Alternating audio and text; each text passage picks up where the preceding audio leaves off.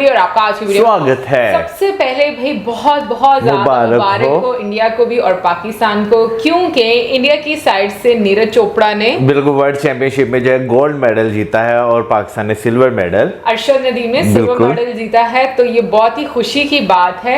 तो चलिए देखते हैं ये वीडियो की क्या डिटेल्स इसमें बताई गई है। लेकिन इससे पहले टाइटल है Neeraj Chopra creates history, first Indian to win world championship gold medal, Arshad wins silver. तो चलिए देख लेते हैं ये वीडियो। लेकिन उससे पहले इस वीडियो के चैनल का ओरिजिनल लिंक आपको हमारी वीडियो के डिस्क्रिप्शन मिल जाएगा। सब्सक्राइब करिए, लाइक करिए, शेयर को फॉलो करिए चैनल को। उसके अलग में लोग चैनल का लिंक भी हमारी वीडियो के डिस्क्रिप्शन मिल जाएगा। सब्सक्राइब करिए, लाइक करिए, शेयर को फॉलो करें। चलिए देख लेते हैं ये वीडियो। आधी रात को जब भारत के अधिकांश लोग सो रहे थे, वो गहरी नींद में थे, तब भारत के गोल्डन बॉय नीरज चोपड़ा ने एक बार फिर इतिहास रचा। नीरज और गोल्ड जो है वो एक दूसरे के पर्याय बन चुके हैं, क्योंकि नीरज जहां जाते हैं वहां ऐसा लगता है गोल्ड पर निशाना लगाकर उसे ले आते हैं।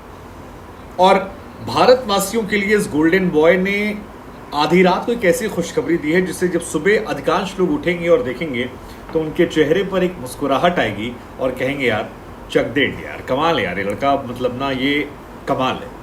वैसे ये जो वर्ल्ड चैंपियनशिप में गोल्ड जीता गया ये कमाल इस लिहाज से भी है क्योंकि इवेंट के 40 साल के इतिहास में भारत ने कभी भी यहां पर सोना नहीं जीता था। और नीरज चोपड़ा वो शख्स हैं, वो व्यक्ति हैं जिन्होंने आपको ओलंपिक में जिताया था और अब यहां पर आपको गोल्ड जिताया। वैसे तो पाकिस्तान और इंडिया जो है वो एक दूसरे के साथ खड़े नहीं होते हैं, अक्सर एक दूसरे से लड़ते झगड़ते नजर आते हैं। लेकिन ये भी हैरान करने वाली बात है कि पाकिस्तान के नदीम और भारत के नीरज चोपड़ा एक दूसरे के अच्छे बडीज हैं। तारीफ नीरज चोपड़ा की जब हम कर रहे हैं तो तारीफ नदीम की भी करनी चाहिए, क्योंकि नदीम भी कह रहे थे कि वो अपने मुल्क के लोगों के चेहरे पर एक मुस्कुराहट देना चाहते थे और वो खुश हैं कि वो दे रहे हैं। लिमिटेड रिसोर्सेज में, कम फैसिलिटीज में उन्होंने भी अपने आप को मजबूत किया और सिल्वर लेकर आए। नीरज हमारा गोल्डन, पाकिस्तान सिल्वर, कमाल की जोड़ी भी। और बार बार हम कह रहे हैं कि नीरज चोपड़ा जो है वो इतिहास रचने में मास्टर आदमी, मतलब इतिहास और नीरज ये एक दूसरे के पर्याय हो चुके हैं। ओलंपिक के 120 साल के इतिहास में पहली बार गोल्ड जीतने वाले पहले एथलीट जो थे हमारे नीरज चोपड़ा, अब वर्ल्ड चैंपियनशिप में भी इतिहास रचते हैं क्योंकि यहाँ भी वो फर्स्ट है, जैसा कि हमने आपको बताया। हम आपको बता दें कि जेवलिन थ्रो में नीरज चोपड़ा ने जब भाला फेंका तो वो 88 मीटर 0.17 समथिंग गिरा, जो हाईएस्ट था। और हर बार की तरह उनका जो वो ट्रेडमार्क स्टाइल है कि फेंका, उसके बाद पीछे मोड़ ले और मुस्कुराहट दी और पता था कि यार कर ली दुनिया मुट्ठी। वो इन्होंने एक बार फिर करके दिखाया और तालियां जो है वो बज रही थी। अब क्योंकि 1983 से ये चैंपियनशिप लगातार हो रही है, लेकिन हम कभी वहां गोल्ड नहीं जीत पाते थे, लेकिन इस बार हमने करके जिता लिया। और थोड़ा सा पीछे हमारे पाकिस्तान के नदीम थे। नदीम ननीरज चोपड़ा से काफ़ी ज़्यादा फ्रेंडली हैं, दोनों एक दूसरे को काफ़ी इंस्पायर करते हैं। और 87.82 मीटर जो है वो बेस्ट एफर्ट नदीम का गया। पाकिस्तान भी खुश है, हिंदुस्तान भी खुश है और ऐसे बहुत सारे कम मौके हैं जहां पर दोनों देश जो हैं एक साथ खुश नजर आते हैं। हमने एक वीडियो बनाई थी आपको कि अगर इंडिया और पाकिस्तान एक होते तो फिर क्या होता, तो ज़्यादा कुछ नहीं होता। इसमें एक लाइन अगली बार ये भी ऐड कर दी कि तो वर्ल्ड चैंपियनशिप में हमारे दो मेडल होते हैं। हमारा पहला मेडल गोल्ड होता, दूसरा मेडल हमारा सिल्वर होता। लेकिन ठीक है, हम अलग अलग भी तो क्या हुआ, साथ साथ तो खड़े रहे, कहीं तो खड़े रहे। ये उम्मीद तो दिखाई कि भाई हम भी साथ खड़े हो सकते हैं। हर जगह दुश्मनी, लड़ाई झगड़ा करने की जरूरत नहीं है, एक दूसरे के लिए खुश हो सकते हैं। चलिए हम आपको जानकारी के लिए बता दें कि वर्ल्ड एथलेटिक चैंपियनशिप में भारत का ये ओवरऑल तीसरा गोल्ड है। 3 में से 2 तो नीरज ने, पिछले सीजन में भी नीरज ने यहाँ पर सिल्वर जीता था और 2003 में यानी तकरीबन 20 साल पहले अंजू बॉबी जॉर्ज ने एक बार मेडल जीता था, ब्रॉन्ज मेडल पेरिस में था। इसके अलावा कहीं हमारा कोई मेडल नहीं रहा है। तो 3 में से 2 नीरज के नाम। और सडनली जेवलिन थ्रो जो है वो इंडिया के एक फेवरेट स्पोर्ट्स में आने लगा है, क्योंकि नीरज जहां भी जाते हैं वहां पर आपको एक मेडल दे जाते हैं। और बड़ी बात यह कि नीरज की उम्र बहुत कम है, मतलब नीरज कितनी उम्र है यार, बच्चा है यार अभी। तो नीरज चोपड़ा का जो पर्सनल बेस्ट है वो 89.94 है। इस सीजन में जो उनका बेस्ट था वो 88.7 था। और अगर इनके अचीवमेंट की आप बात करेंगे तो अचीवमेंट्स की तो भरमार है इस 25 साल के लड़के के पास। टोक्यो ओलंपिक 2020 में बंदा गोल्ड मेडल लेकर आता है, गोल्ड मेडल टोक्यो ओलंपिक में first time ever in India हमने जीता था। एशियन गेम्स में 2018 में भी बंदा गोल्ड लेकर आता है। वर्ल्ड एथलेटिक चैंपियनशिप में 2022 में लास्ट ईयर गया था तो वहाँ ये बंदा सिल्वर लेकर आता है। तब भी ये रिकॉर्ड बना था क्योंकि तब भारत का ये सिर्फ दूसरा मेडल था और तब भी हम प्रफुल्लित थे, गौरवान्वित थे, खुश थे, फक्र महसूस कर रहे थे। उसके बाद कॉमनवेल्थ आता है 2018 में, उससे पहले वहाँ भी गोल्ड था। डायमंड लीग खेलने गया ये बंदा 2022 में, वहाँ भी गोल्ड था। और अब एशियन चैंपियनशिप में जब ये बंदा खेल रहा है तो एक बार फिर यहाँ पर गोल्ड मेडल जो है वो यहाँ देखने को मिलता है। तो यार नीरज, आपके लिए एक बार जोरदार तालियां हो जाए यार। नदीम, आपके लिए भी हो जाएंगे, आप दोनों अपने अपने देश। नीरज चोपड़ा को अब तक अर्जुन अवार्ड, पद्मश्री अवार्ड और मेजर ध्यानचंद अवार्ड तीनों मिल चुका है और बहुत सारे और सम्मान ऐसे हैं जिसके वो हकदार हैं और मुझे लगता है आगे आने वाले समय में उनको मिलेगा। लेकिन अरशद नदीम जो है उन्होंने नीरज चोपड़ा को इस पूरे मैच में काफ़ी कड़ी टक्कर दी। मतलब जो पहला राउंड था उसमें नीरज चोपड़ा का फाउल जाता है और अरशद नदीम जो हैं वो 74 मीटर फेंकते हैं, नीरज 12वें रैंक पर जाते हैं। सेकंड में नीरज चोपड़ा आते हैं और सेकंड वाले में ही वो थ्रो करते हैं जो सीजन का बेस्ट थ्रो आता है 88.1। हालांकि इंडिया से 2 और खिलाड़ी हैं जो 5th और 6th है, जिसमें किशोर जेना थे, डीपी मनु थे, किशोर ने भी 82 पॉइंट फेंका। थर्ड में अरशद का जो है वो बेस्ट जाता है और वो 87.82 फेंक देते हैं, जिसके बाद वो नंबर 2 पर आ जाते हैं और ये दोनों फिर मेंटेन रहता है। इसके बाद बहुत सारे अटेम्प्ट आते हैं, जैसे नीरज 4th वाले में 87 मीटर फेंकते हैं, ये जो आपके अरशद हैं ये भी 80s में जाते हैं। 5th वाले में फिर उसके बाद आता है, लेकिन कुल मिलाकर वो जो सेकेंड वाला थ्रो था इनका वो बेस्ट जाता है और कोई नहीं दूर दूर तक वाला हिसाब किताब रह जाता है। नीरज ने यहाँ पर गोल्ड मेडल जीता, अरशद सिल्वर जीत कर आते हैं। भारत के किशोर जीना जो है 5th पर और डीपी मनु जो है वो 6th पर। तो कुल मिलाकर कहानी ये कि आगे आने वाले टाइम में ऐसा हो सकता है कि इंडिया से और भी आए, अगर 5th तक आए तो 3rd तक तो आ ही सकते हैं, 2nd तक आ सकते हैं।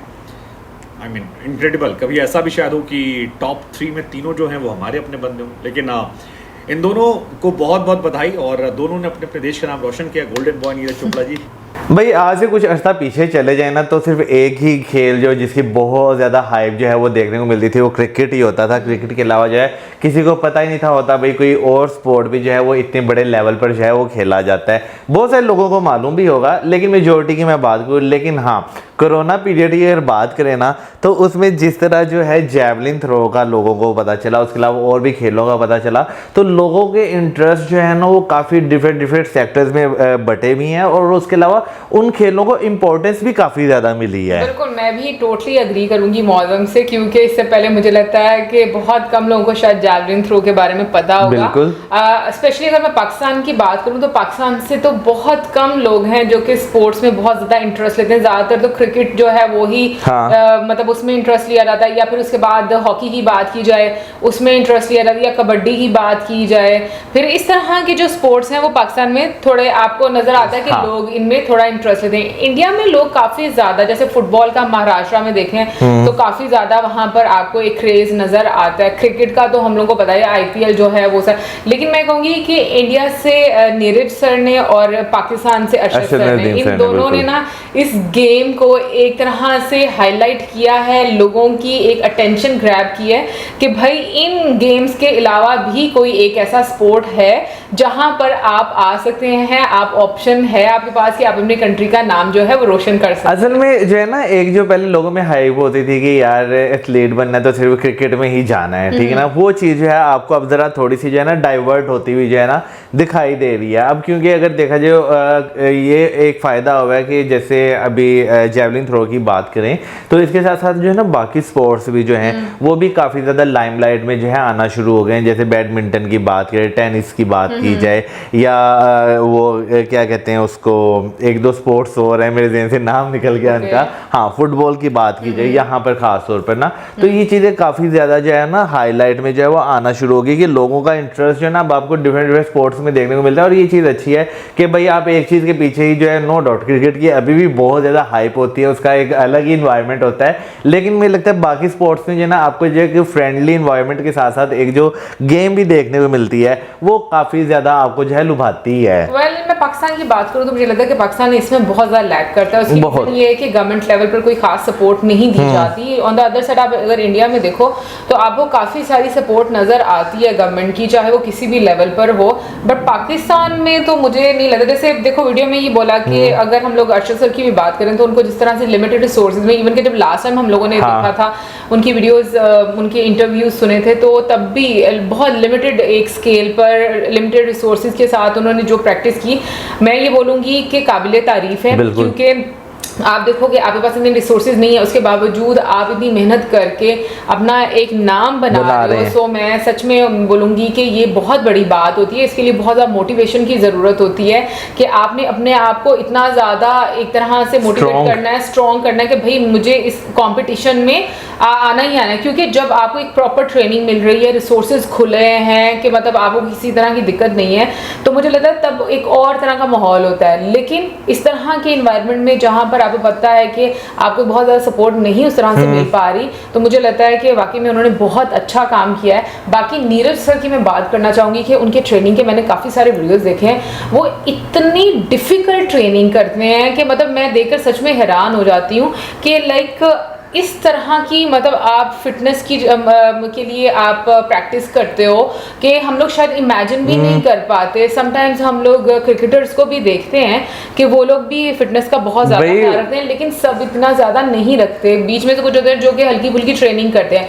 लेकिन मैं कहूँगी कि नीरज सर की, मतलब अब मैं यहाँ पे विराट कोहली सर की बात नहीं कर रही क्योंकि वो वाकई में बहुत ज़्यादा फिट अपने आप को रहते हैं। और अगर हम लोग MS धोनी सर की बात करें, पांड्या की बात करें, बहुत सारे क्रिकेटर्स हैं जो कि अच्छे तरीके से अपने आप को मतलब उन्होंने रखा हुआ है। लेकिन मुझे लगता है कि नीरज सर की जो ट्रेनिंग है का लेवल है ना, शायद वो कुछ और ही है, डिफरेंट। मुझे भी जो वीडियोस फिर देखनी चाहिए। उनकी प्रैक्टिस देखकर ना मुझे भाग मिल्खा भाग वाली प्रैक्टिस या वो ट्रेनिंग याद आ जाती है। और सीरियसली जिस तरीके से वीडियो में बोला गया ना कि जिस तरीके से वो हर जगह से गोल्ड लेकर आते हैं, तो जैसे मिल्खा सिंह जी को फ्लाइंग जाट का नाम दिया गया था ना, तो मुझे लगता है कि इसी तरीके से शायद आने वाले टाइम में इनको भी कोई टाइटल मिल जाए। भी हो सकता बाकी है। मेरी तो यही दुआ है भाई, आने वाले टाइम में इंडिया और पाकिस्तान दोनों जो हैं वो हमें हर स्पोर्ट्स में कहीं ना कहीं पर किसी ना किसी पद पर ज़रूर नजर आए। खुशी होती है। और बहुत सारे लोग, मुझे लास्ट टाइम पर भी याद है कि बहुत सारे इंडिया और पाकिस्तानी दोनों बहुत ज़्यादा खुश हुए थे और इस पर भी बहुत ज़्यादा खुश हैं।